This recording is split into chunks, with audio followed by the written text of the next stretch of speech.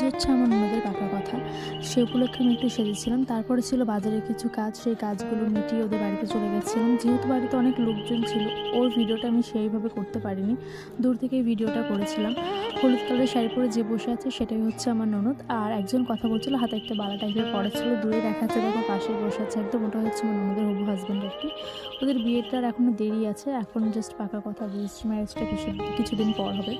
আর আজকে কী খেয়েছিলাম চলো সেগুলো তোমাদেরকে দেখিয়ে দিই। প্রথমে ছিল ভাত, তারপরে ছিল কুমড়ো দিয়ে পুঁই শাক দিয়ে চিংড়ি মাছ দিয়ে একটা দারুণ খ্যাট, আর এইখানে ছিল হচ্ছে মুড়িঘণ্ট, চিপস, তারপরে ছিল এঁচোড় চিংড়ি, তারপরে ছিল কাতলা মাছের কালিয়া, তারপরে ছিল চিংড়ি মাছের মালাইকারি, মাটন, আর ছিল চাটনি পাঁপড়, মিষ্টি দই, অনেক কিছু ছিল। সেগুলো আমি লাস্টে খাইনি, আমি শুধু চিংড়ি মাছ আর মাটনটা দিয়ে শেষ করে দিয়েছি। আর কিছু খেতে ভালো লাগছিল না, অনেক বেলা হয়ে গেছিলো। এই ভিডিওর ক্লিপটা নিয়ে নিয়েছি কিন্তু আমার ভাই। তো আজকের মতন টাটা, কেমন হচ্ছে জানি না, সবাই বলে দেখুন।